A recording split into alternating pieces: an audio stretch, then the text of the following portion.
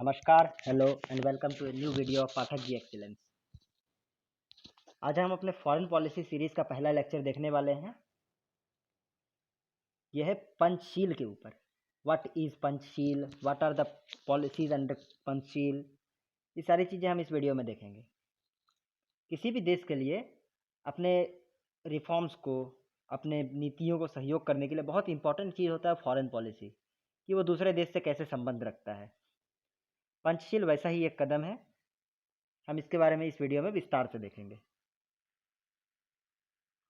और ये political science का बहुत ही इम्पॉर्टेंट टॉपिक है।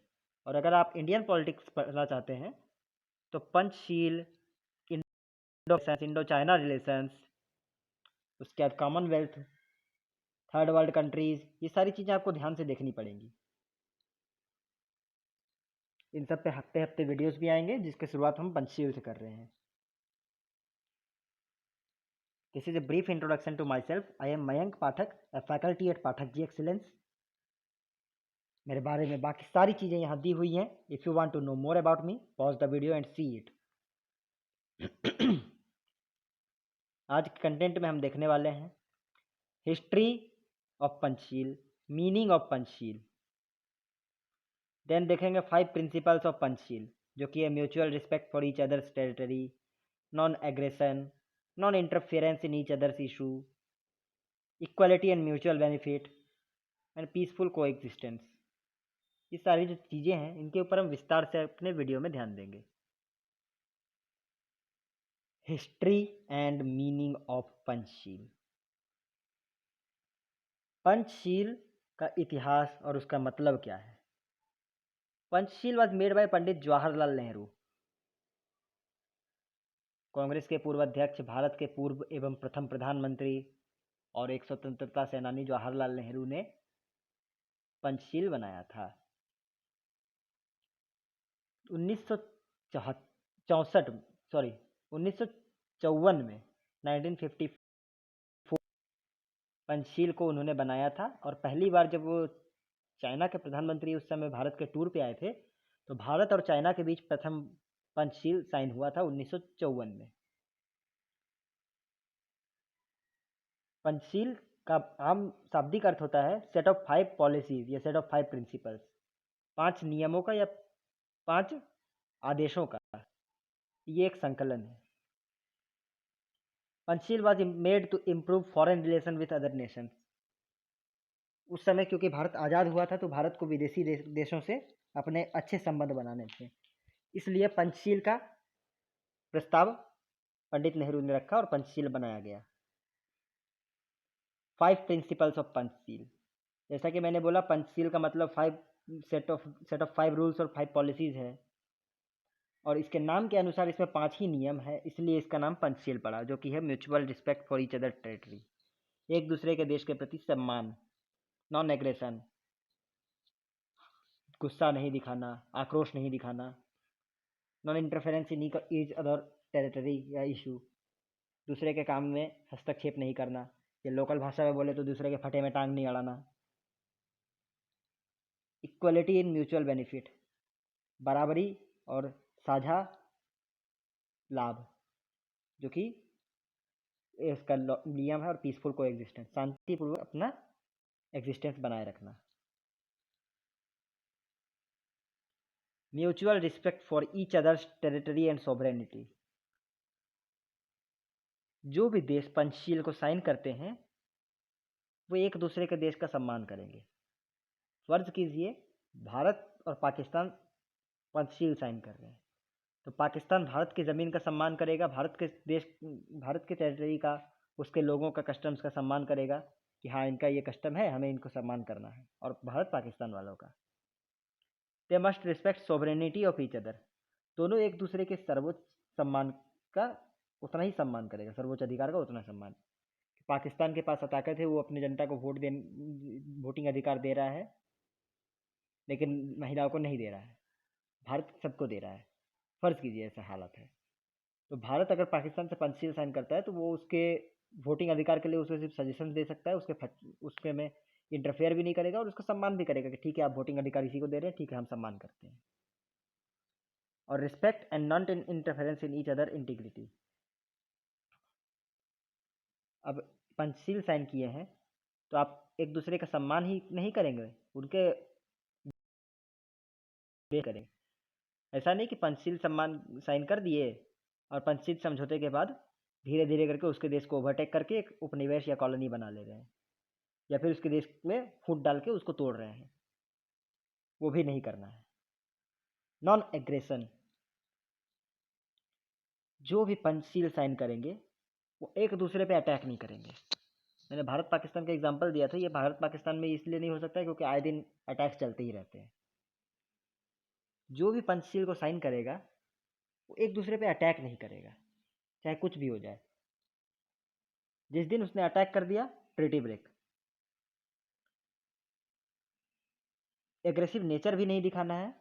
जिस तरह से बहुत बार आपने देखा होगा कि अगर आपने ऐसा किया तो अंजाम देख लीजिएगा। अब 1998 के टाइम में अमेरिका इसी तरह की धमकी दिया करता था कि अगर आपने एटॉमिक टेस्ट किया तो अंजाम ठीक नहीं होगा, वगैरह वगैरह।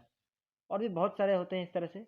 जो भी पंचशील साइन करेगा उसके फॉरेन ऑफिशियल्स, आपके देश के लोगों से इस तरह धमकीपूर्ण लहजे में बात नहीं करेंगे। एक अलग सम्मान होगा, इसमें न धमकी होगी न अटैक करने की मंशा। Arms and ammunitions were not used to clear misunderstandings. दो देशों के बीच में मतभेद बन गए या दो देशों के बीच में कोई पॉलिसी को साफ साइन करवाना है, कोई नियम पे सिग्नेचर लेने हैं, किसी समझौते पर पहुंचना है, हथियारों का इस्तेमाल नहीं होगा उसमें। शांतिपूर्वक दो देशों के राष्ट्राध्यक्ष मिलेंगे या दो देशों के विदेश मंत्रालय मिलेंगे, दो देशों के राजदूत मिलेंगे। जो भी होगा शांतिपूर्वक होगा, बिना हथियारों के होगा, बिना सेना के होगा। Non interference in each other issue. जैसा कि मैंने बोला, किसी के फटे में टांग नहीं अड़ाना है। फिर से एग्जांपल लीजिए, मान लीजिए भारत पाकिस्तान ट्रीटी साइन कर लेते हैं पंचशील का, तो पाकिस्तान में बलोचिस्तान में कुछ भी हो रहा हो, वो इंटरनेशनल इशू नहीं है, वो उनका इंटरनल इशू है। भारत उस पर अपना एक्शन नहीं लेगा, उस पर सजेशंस नहीं देगा। भारत में नक्सलवाद कितना भी बढ़ जाए, भारत में हिंदू मुस्लिम कोई भी कितना भी कर ले, पाकिस्तान इसके ऊपर नहीं बोलेगा। थोड़ा ये होता है आपका पंचशील का नियम। एक दूसरे के इंटरनल अफेयर्स पे पंचशील बोलने का अधिकार, अनुमति कुछ नहीं देता है। No country should interfere each others internal problems and matters. किसी के भी आंतरिक विषयों पर कोई भी देश इंटरफेयर नहीं करेगा। और जो शब्द इंटरनल है, पूरे इंटरनल है, जिस तरह भारत में नक्सलवाद इंटरनल है और इसका बाहरी देश से कोई संबंध नहीं है। अगर कहीं देश से फंडिंग हो रही है, कुछ हो रहा है, तो फिर हो सकता है वो इंटरनल ना रहे। लेकिन जो चीज़ पूरी तरह से इंटरनल है, उन टॉपिक्स पे पंचशील विवाद करने के अधिकार नहीं देता है। उन टॉपिक्स पे भारत के विदेश मंत्रालय, पाकिस्तान के विदेश मंत्रालय, जैसे मैंने बोला, अगर कभी मिलेंगे तो बात नहीं करेंगे। उनका काम है समझौतों पे बात करना। जो चीज़ रिलेटेड नहीं है, वो जिसका देश का काम है वो उसका अपना देश समझे, हमें उससे मतलब नहीं वाला हाल है। Equality and mutual benefit.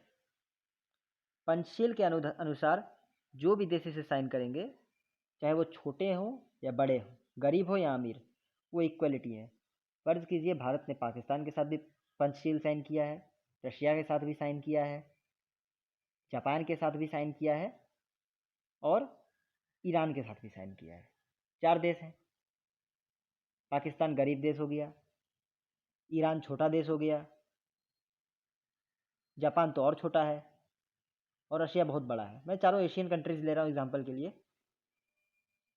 तो ऐसा नहीं है कि रशिया बहुत बड़ा देश है, इसको इम्पोर्टेंस देंगे, और ईरान छोटा देश है उसको नहीं देंगे, या फिर जापान बहुत अमीर देश है उसको देंगे, पाकिस्तान गरीब देश है उसे इम्पोर्टेंस नहीं देंगे। जिसके साथ पंचशील साइन हुआ उसको इक्वल इम्पोर्टेंस दिया जाएगा, कोई ज़्यादा तवज्जो किसी देश को नहीं दिया जाएगा।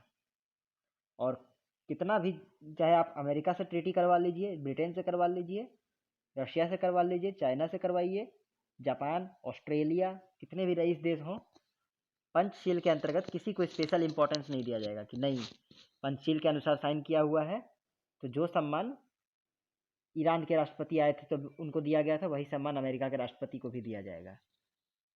ऐसा नहीं है कि पंचशील साइन कर दिए हैं और ईरान के राष्ट्रपति आए तो उनको हमने बोले 2 जगह घुमा दिया, 4 गाड़ी आगे पीछे घूर रहे थे, और अमेरिका के जब राष्ट्रपति आए तो नहीं, बहुत बड़ा देश है, बहुत रईस देश है, तो उनके आगे 50 गाड़ी, पीछे 50 गाड़ी, सिक्योरिटी एक बेल्ट अलग से, दोनों को बराबरी दी जाएगी।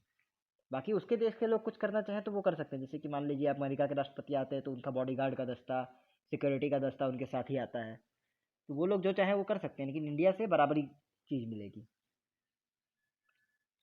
और कोई भी प्रोजेक्ट अगर पास होता है, फॉर एग्जांपल भारत पाकिस्तान के बीच समझौता एक्सप्रेस जैसे पास हुआ था, इस तरह से कोई भी प्रोजेक्ट पास होता है तो उस प्रोजेक्ट से जो भी बेनिफिट आएगा, भले वो 100 रुपया हो या 100 करोड़ हो, दोनों में बराबर बांटा जाएगा। ऐसा नहीं कि समझौता एक्सप्रेस इंडिया से पाकिस्तान जा रहा है तो इंडिया में ज़्यादा एरिया वो कवर कर रहा है तो उसको ज़्यादा दे दिया, पाकिस्तान को कम दे रहे हैं।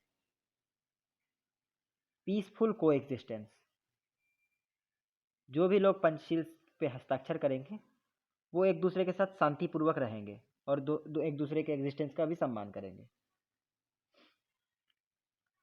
जो भी देश पंचशील साइन करेंगे, जैसा मैंने बोला, एक दूसरे पे अटैक नहीं करेंगे और एक दूसरे को अटैक करने की मंशा भी नहीं रखेंगे। यहाँ तक ही नहीं, अगर कोई तीसरा देश उन दोनों में से किसी पे अटैक करता है तो ये दोनों साथ में साझा होकर उससे लड़ाई करेंगे। और कभी अगर सिचुएशन बहुत वर्स्ट हो जाता है, जैसे किसी की इकोनॉमी गिर गई या किसी के ऊपर अड़ोसी पड़ोसी देशों ने मिलिट्री से चढ़ाई कर दी, मान लीजिए भारत इराक के साथ अगर पंचशील साइन कर देता है, इराक तो भारत का पड़ोसी नहीं है तो भारत तो अटैक तो करेगा नहीं जल्दी, लेकिन इराक को सीरिया, इजराइल सब घेरने लग जाते हैं या फिर उसका इकोनॉमी चरमरा जाए, तो फिर पंचशील के अंतर्गत भारत उसकी मदद भी करेगा।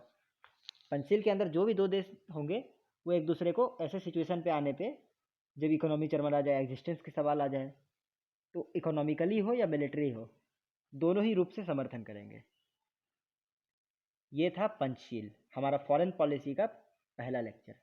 इस सीरीज़ के और भी 2-3 लेक्चर्स हैं जो आने वाले वीडियोज़ में आएंगे। पंचशील क्योंकि 5 सेट ऑफ रूल्स है जो कि बेसिक होना ज़रूरी है आइडिया फॉरेन पॉलिसी पे, इसलिए इसे पहले लाया गया है। इससे रिलेटेड अगर कोई सवाल हो तो आप कमेंट बॉक्स में पूछ सकते हैं, टेलीग्राम ग्रुप पे पूछ सकते हैं, लिंक डिस्क्रिप्शन में है। और अगर वीडियो में आपको पर्याप्त ज्ञान मिल गया है तो please subscribe the channel, share the video. धन्यवाद, मिलते हैं अगले वीडियो में।